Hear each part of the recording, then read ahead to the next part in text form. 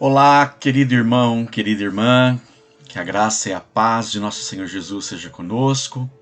Estamos desenvolvendo os nossos devocionais com base nos livros dos reis e até ontem nós discorremos os nossos devocionais com enfoque no capítulo 21 e primeiro Reis vai até o capítulo 22, mas já vamos dar início ao livro 2, o segundo livro, no capítulo 2, mas apenas recordando, nós vimos no devocional anterior acerca do pecado de Acabe, todo aquele conluio que ele, Jezabel e os líderes de Israel armaram para colher um falso testemunho de Nabote, para que o rei tivesse o seu capricho saciado e ter mais uma propriedade anexada dentre tantas outras que ele tinha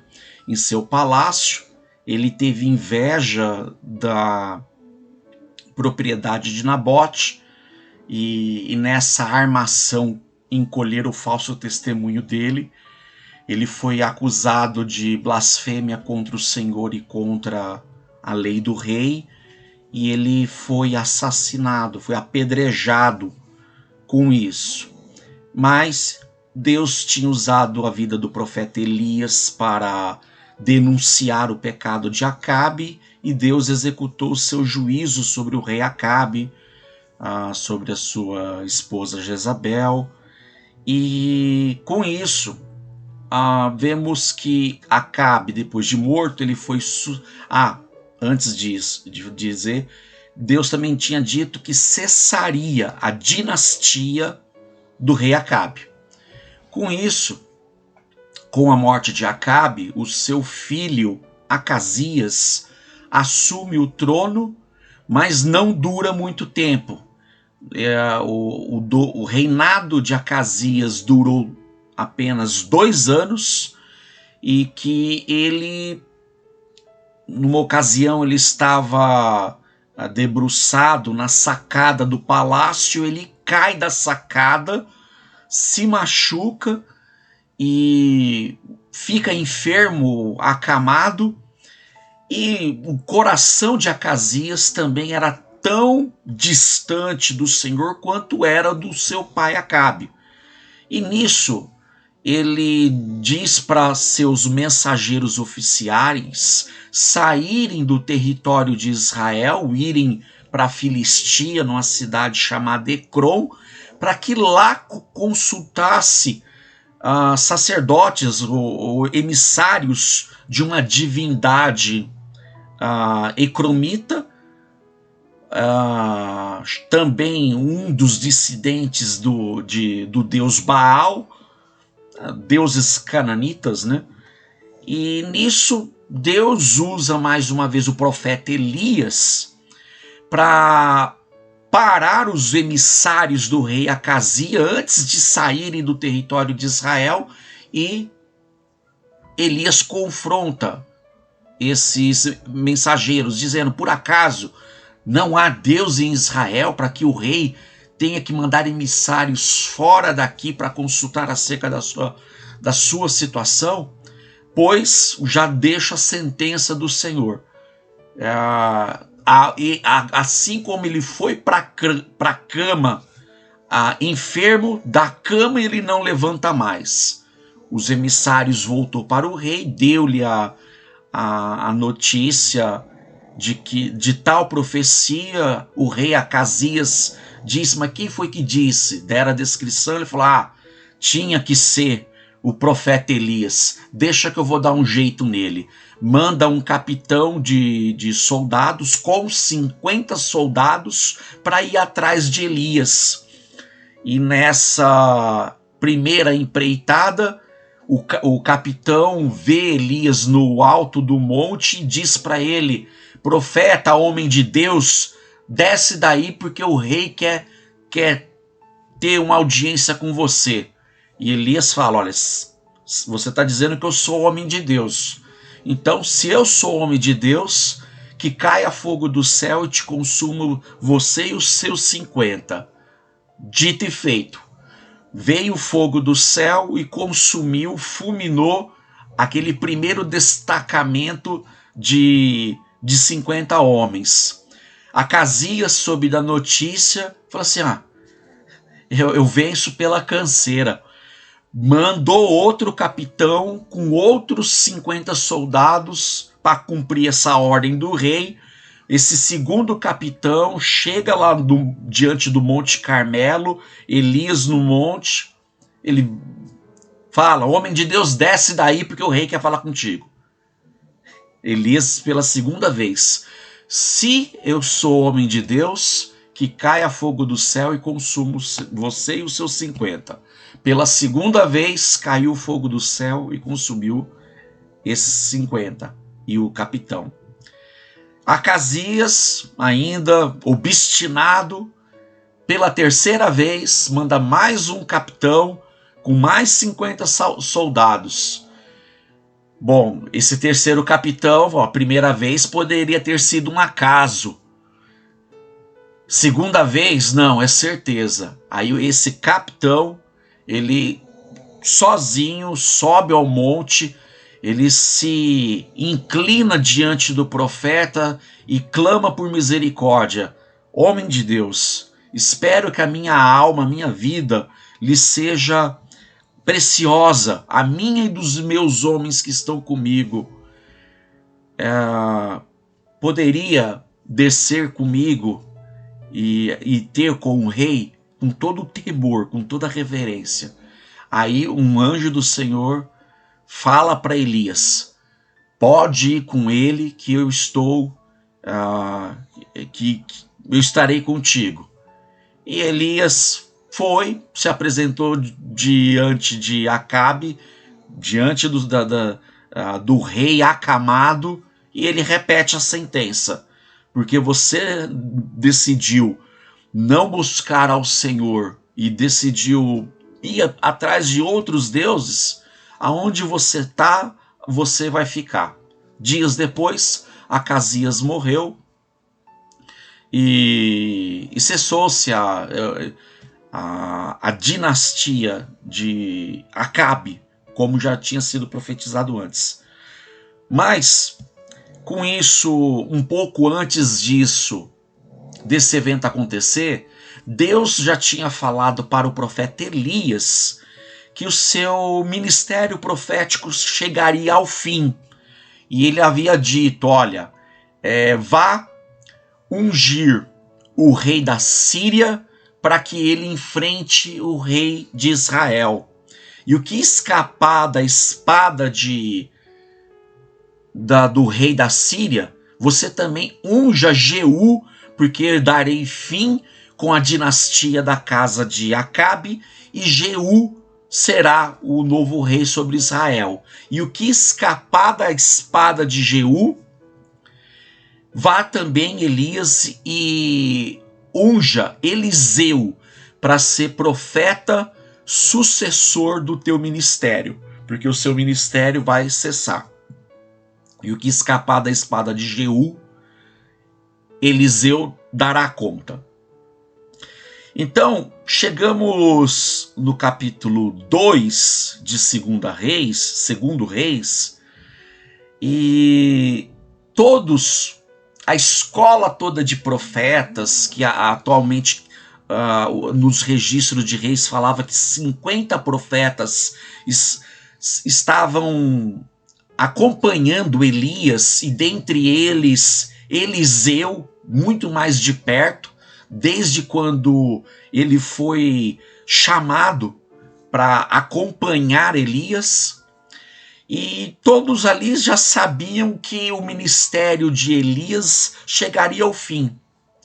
Enquanto todos estavam em Gilgal, nos últimos atos de Deus para a vida de Elias, Elias havia dito para os profetas e para Eliseu, que era o seu aprendiz imediato, aquele que estava ali lado a lado com ele: olha, Deus me mandou ir para Betel, fica aqui com os outros profetas e que eu vou desenvolver o ministério lá. Eliseu: não, eu vou contigo. Se você vai para Betel, eu vou contigo. E assim Elias consentiu e seguiram. Mas antes disso, vamos fazer a leitura de apenas 3 versículos. E eu quero já deixar aqui o assunto da mensagem. Faze de mim o principal herdeiro do teu espírito. Essa é a frase de Eliseu. E eu gosto muito também da versão Almeida Corrigida e Fiel, que Eliseu diz assim: eu peço que recaia sobre mim porção dobrada do teu espírito. E aqui é da NVI, que traduz o sentido, não palavra por palavra, letra por letra, mas traduz o sentido. E o sentido de quando Elias falou, eu quero receber porção dobrada do teu espírito, ele estava pedindo para que ele fosse o principal herdeiro do espírito profético de Elias. Então, vamos ler esse texto.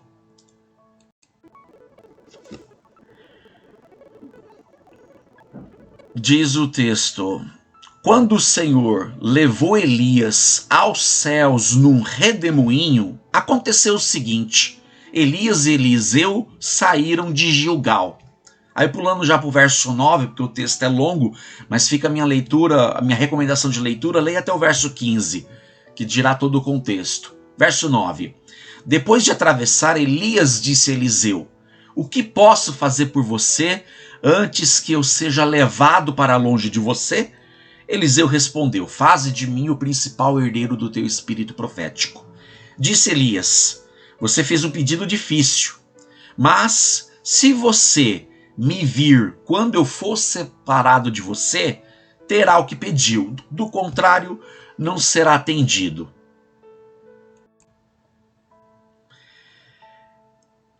Recapitulando um pouquinho a partir do verso 1, no primeiro, na sequência, ele diz o texto que Elias tinha que ir para Betel.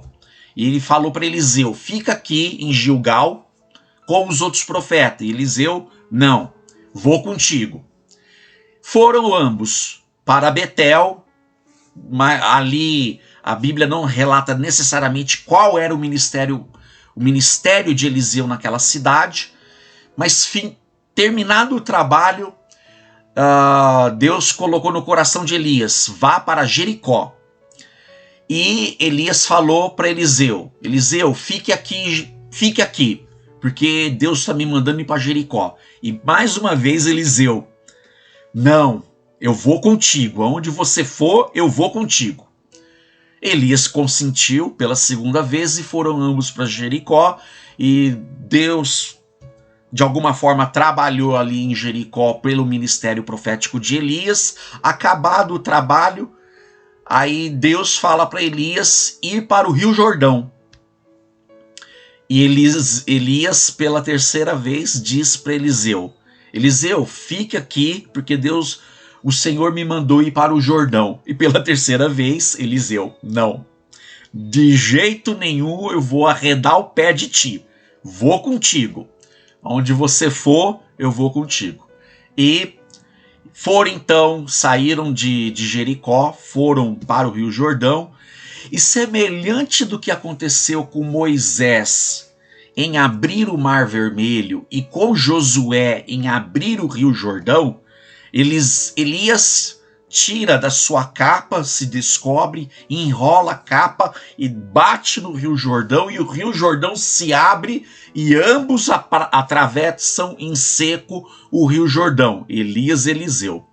Do outro lado do Jordão, é aqui onde Elias faz a pergunta para Eliseu. Depois de atravessar, Elias diz a Eliseu: o que você quer, menino? Que tanto você me seguiu e insistiu em andar comigo, e aí no fundo, o que Eliseu queria é que ele fosse o principal herdeiro desse ministério profético. E veja a situação, no ápice da situação, em que Eliseu viu Elias abrindo o Rio Jordão e ambos atravessando a seco. Mas ele sabia desde antes, porque já era notório até para os outros profetas, que cessaria o trabalho de Elias, e aí no caso o ministério dele cessaria entre o povo de Israel, mas não sabiam como se daria isso.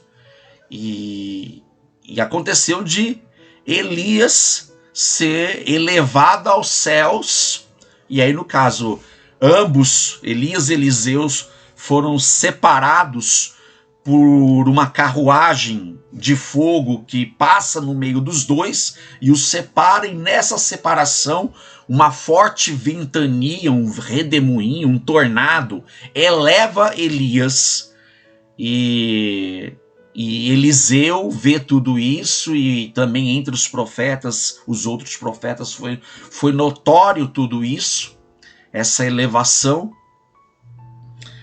E aí sim, como Eliseu tinha dito, olha, se você me vê quando Deus me tirar daqui, aí você vai ser atendido. Elias não condicionou como se o poder estivesse nele. Não, o poder sempre pertenceu ao Senhor. E aí por isso que Elias falou, olha, Eliseu, o que você me pede é uma coisa difícil. Mas se acontecer tais sinais, Deus vai estar confirmando isso na sua vida.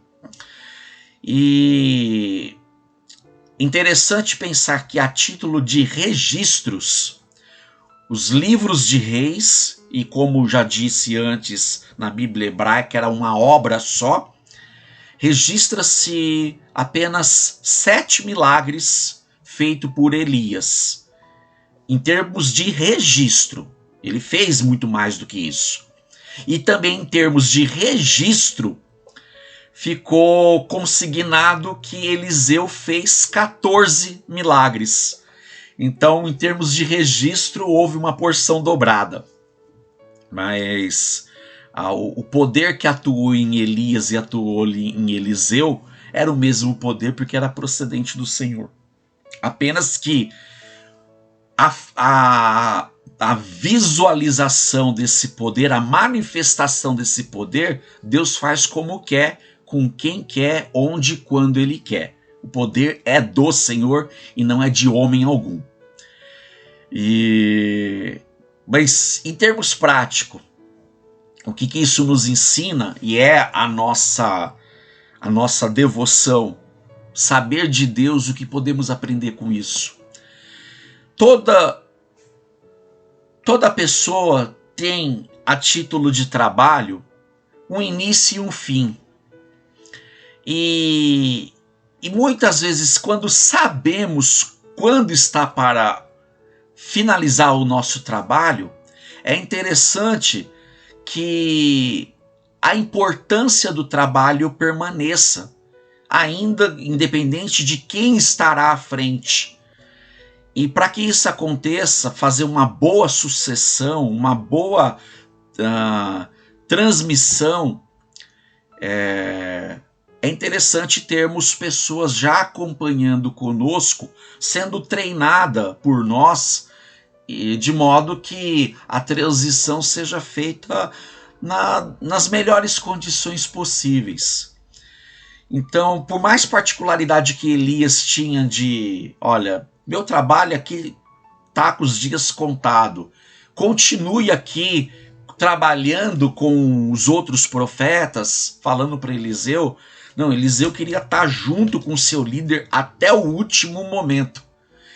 Isso nos ensina que quando somos liderados, queremos aproveitar o máximo do tempo possível, porque sempre vai ter algo a aprender, algo bom a ser assimilado. E não é muito diferente quando falamos de uma forma específica nos ministérios da nossa vida, e necessariamente com a igreja, em que temos ministérios de serviço, ministérios de palavra, de diaconia. Precisamos aproveitar ao máximo acompanhando, observando pessoas que são usadas por Deus, como Elias foi muito usado por Deus, para replicar as boas obras, as boas atitudes, os bons trabalhos e principalmente, mais do que imitar ações, imitar caráter, imitar o bom caráter. E aí, como Paulo, o apóstolo, fala, sede meus imitadores como eu sou de Cristo, de que o desafio para as nossas vidas é que imitemos boas ações, mas acima de tudo virtudes que espelham o caráter de Cristo em nossas vidas.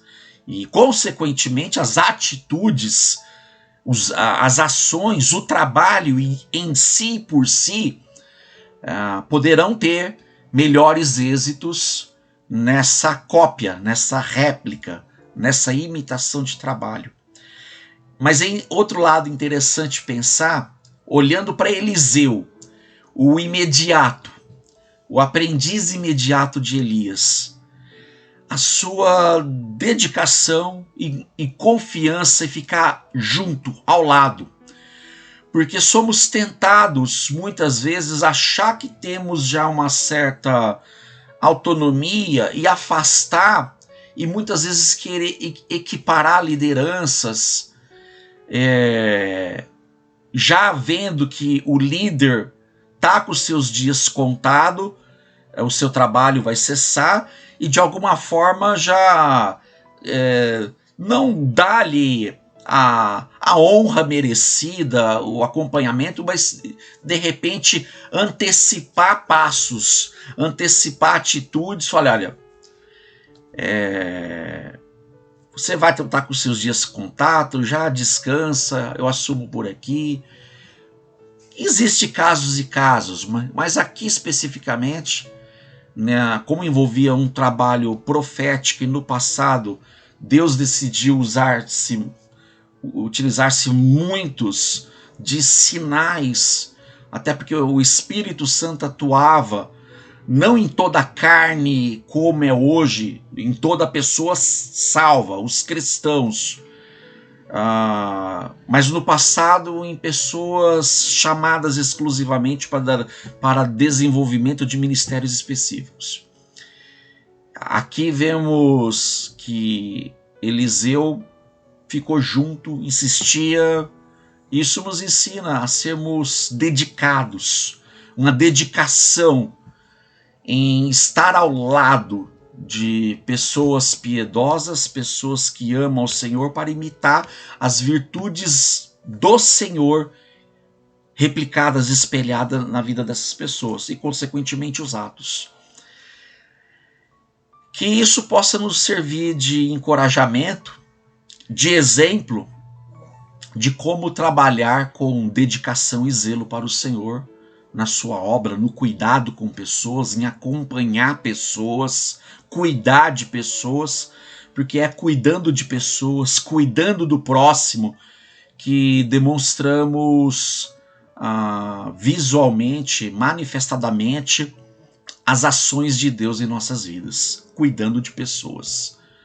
Então, que essa dedicação, esse exemplo de dedicação de Eliseu também nos venha contagiar e irradiar sobre nossas vidas um encorajamento para servir, cuidar de pessoas e, principalmente no meio de tudo isso, honrar ao Senhor, a quem é devida toda a honra, toda a glória, porque é a Ele que adoramos e reconhecemos ser Ele, o detentor de todo o poder, desse poder de Deus que arrebatou Elias aos céus, desse mesmo poder que fez o mesmo com Jesus Cristo em ascendi-lo aos céus, e que na nossa esperança sabemos que Jesus voltará, todo olho verá e participaremos em poder e em glória do ministério de Cristo em dias vindouros. Até lá, que esse exemplo de zelo e dedicação em servir e servir até o fim seja parte da minha e da sua vida. Ame ao Senhor de todo o coração, sirva ao Senhor de todo o coração, com toda a dedicação. Pai, obrigado, Senhor, por mais esse dia que o Senhor nos dá e principalmente pela tua palavra, que o poder da tua palavra seja manifesto em nossas vidas e por amor a ela, que venhamos a imitar a mesma dedicação do teu servo Eliseu em todo o trabalho, ministério, cuidado que nos sobrevier às nossas mãos, às nossas vidas, para fazer isso para o Senhor. Ajuda-nos, Senhor, porque sozinhos nada podemos. Que no meio de tudo isso, Senhor, que haja porção dobrada do Teu Espírito em nossas vidas, que sejamos herdeiros de um ministério de vida do Senhor, por meio dos dons e habilidades que o Senhor nos permite executar, profético no sentido de proferir a tua palavra já consolidada nas Escrituras, de profetizar, em anunciar a palavra do Senhor a todas as pessoas, todos os povos, nações, tribos e línguas, anunciando a graça de Jesus Cristo a todo este mundo. Obrigado. Continua conosco. É a minha oração em nome de Jesus. Amém. Que Deus te abençoe e tenha um excelente dia no Senhor.